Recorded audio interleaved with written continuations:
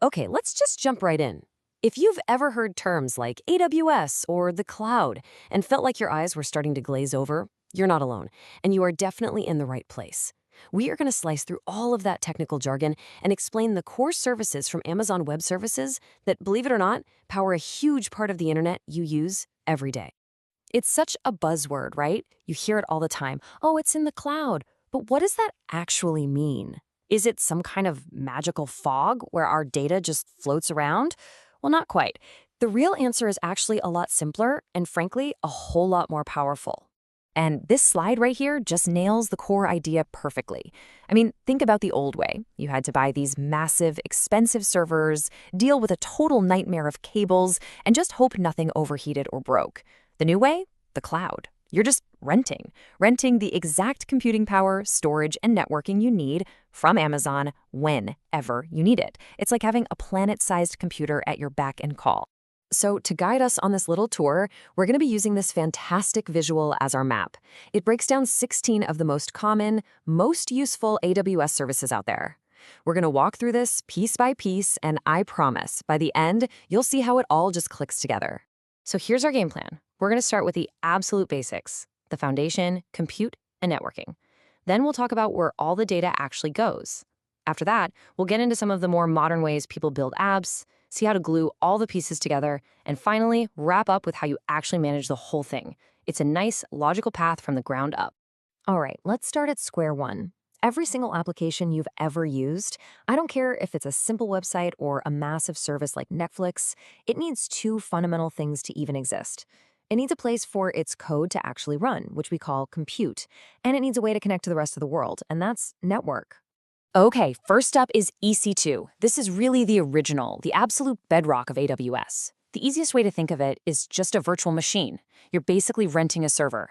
You get to choose the operating system, how much processing power it has, the memory. You control the whole shebang. It's your own personal computer. It just happens to live in one of Amazon's gigantic data centers. Now, you wouldn't just put your brand new computer out on the street, right? That's where VPC, or Virtual Private Cloud, comes in. Think of it as your own private, fenced-off piece of land in the AWS world. It acts like a digital fence, letting you control exactly what can talk to your EC2 servers and what stays private and totally secure. All right, so we have a server and we've put it inside a secure network. What's next? Well, data. Every app needs to store and retrieve information, whether it's user photos, product catalogs, or just boring website files. Let's take a look at how AWS handles all of that. So this brings us to S3, or Simple Storage Service. And honestly, this service is a total game changer. That description, infinite hard drive, is just perfect. You can store pretty much anything here. Images, videos, documents, backups. It's incredibly durable, it's cheap, and it scales practically forever. It is the go-to place for storing files, period. But what about more structured data, like, user profiles or sales orders? For that, you need a proper database. AWS gives you two main flavors. You've got RDS for traditional relational data, think neat rows and columns, kind of like a spreadsheet on steroids. Then you've got DynamoDB. This is a whole different animal. It's what's called a NoSQL database, and it's built for massive amounts of data that needs to be accessed incredibly quickly. I really want to focus on this phrase right here. At crazy scale.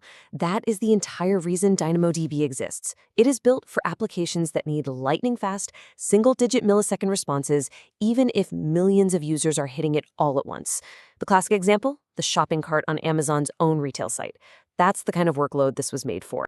So we've covered the traditional model, renting servers with EC2. But here's the catch.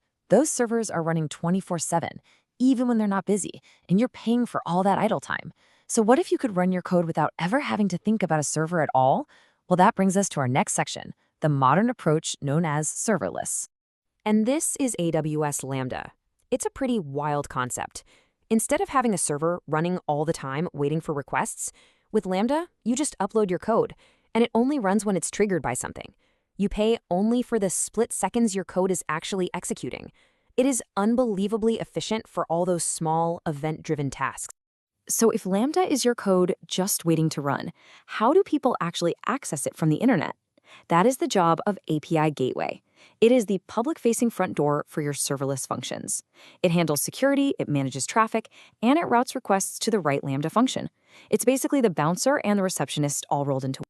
Okay, so we have our core pieces: compute, data, and this cool new serverless structure. But now we've got two new challenges. First, how do we get our application to users all over the world fast? And second, in a complex system, how do we make sure all these different parts can talk to each other reliably? That's what this next section is all about. This is CloudFront, Amazon's Content Delivery Network, or CDN. It's a global network of servers that caches your content, like those images from S3 or the responses from your API. So when a user in Tokyo requests your site, they get it from a server nearby in Asia, not all the way from the US. The result? A much, much faster experience for them. Now for communication between all our services. Think of SQS as a to-do list for your application. One service adds a task to the list, and another service can come along and pick it up whenever it's ready. It's great for decoupling your system. SNS, on the other hand, is more like a megaphone. One service publishes a message, and many other services can subscribe to it and react instantly, all at the same time. We built our application. It's amazing, but we're not done. Now we need the tools to secure it, deploy it, monitor it, and just generally manage everything we've put together. This is the world of operations. This slide shows a typical workflow for managing it all. You always start with IAM to control who can do what. Then you use CloudFormation to define your entire infrastructure as a template. It's like a blueprint.